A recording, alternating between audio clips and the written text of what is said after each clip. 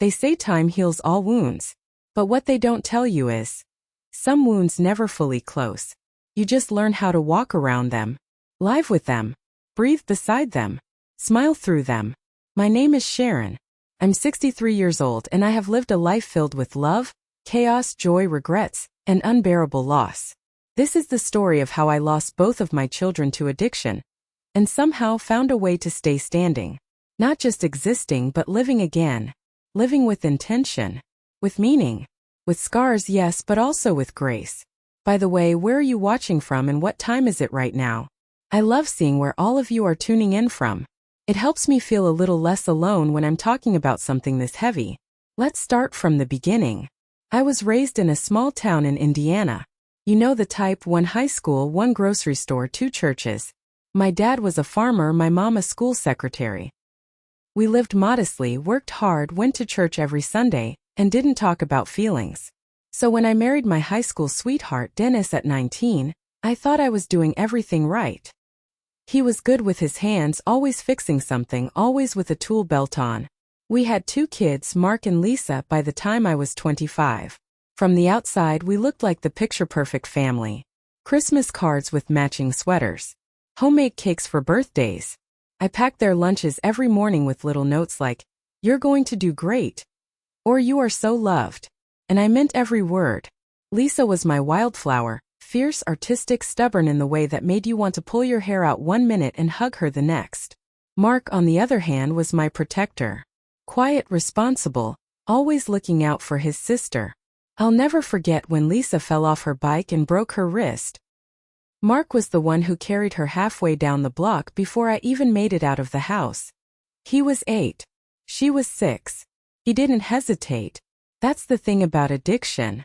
It doesn't care how loved you were, how tight your family was, how many bedtime stories or I love yous you gave. It still comes for you. Lisa was 16 when the signs started. I found pills in her backpack, Oxy. When I confronted her, she swore it was just once. I wanted so badly to believe her.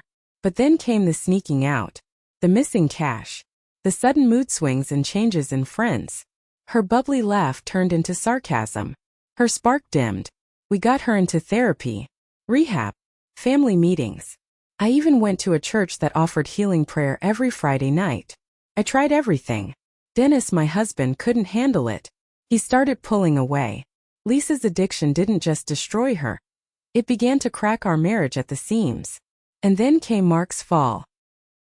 He was 21 when he slipped at work and injured his back. The doctor prescribed opioids. At first, he used them responsibly. But then, he needed more. Just to get through the day. By the time I realized what was happening, I was already knee-deep in Lisa's crisis. I thought I could handle both. I couldn't. I remember the night Mark came home looking pale and sweaty. I asked him what was wrong, and he just looked at me and said, "I feel like a ghost in my own skin." That line still haunts me. Fast forward a few years. Lisa was in and out of treatment. Mark had started couch surfing. Dennis and I split up. He moved in with his brother, said he couldn't watch them kill themselves. He gave up. But I didn't. I couldn't. Until one night I came home from a late shift. I'd picked up extra hours at the diner to cover Lisa's bills, and found my bedroom drawer open. My wedding ring was gone. My grandmother's earrings too. Lisa pawned them. I didn't even get mad. I just sat on the bed and cried. My baby girl had become a stranger. And yet I still made her dinner that night. Because I was still her mom. Then came the worst day of my life. Lisa had been gone for 2 weeks. We'd argued about money again. She wanted to borrow $40 and I said no. She told me I was cruel, that I'd never understand her pain. The next time I heard her name was from the county coroner. She was found in a motel outside Indianapolis, needle still in her arm. She was 24. I didn't scream. I didn't faint. I just stood there on the phone, frozen, while the world shifted underneath me.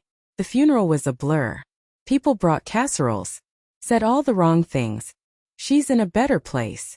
At least you still have Mark. God has a plan. I wanted to slap every single one of them. Mark came home for the service. He was skeletal, ashen. His hands shook. He couldn't even hold the shovel at her burial.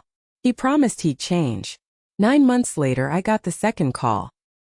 Mark was found in a public bathroom in Chicago. Overdose. Fentanyl. He was 27. And just like that, both of my babies were gone. I wanted to die too. I won't sugarcoat it. There were days I didn't bathe, didn't eat, just stared at their photos for hours. I kept thinking, what did I do wrong? Was I too soft?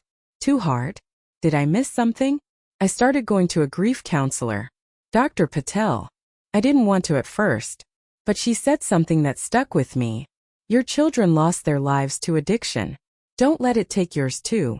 So I started small, waking up and making the bed, drinking coffee on the porch, brushing my hair. Then one day I went to a grief support group. I didn't talk. I just listened. But afterward a woman hugged me and whispered, "Thank you for being here. You make me feel less alone." That was my turning point.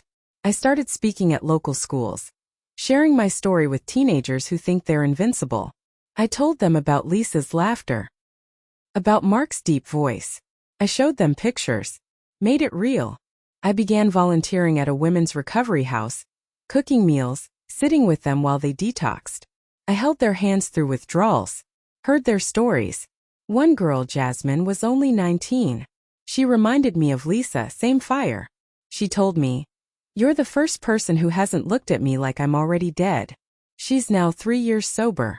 Calls me her recovery mom. That title means everything. I also started painting again, something I hadn't done in decades. Now my living room is filled with art. Lisa and fields of wildflowers mark as a bluebird. I even teach art therapy classes at the local clinic now. So how did I rebuild my life? Piece by piece. In moments, not milestones.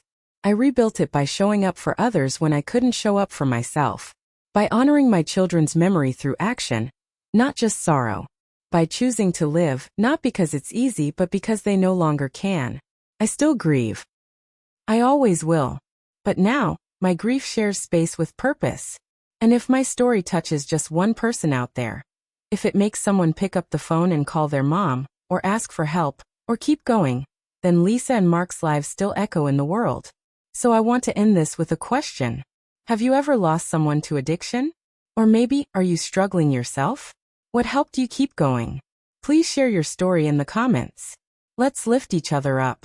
Let's remember the ones we've lost, and fight for the ones still here. Because trust me, if I can find a way back from this, you can too. And you're not alone. Not tonight. Not ever.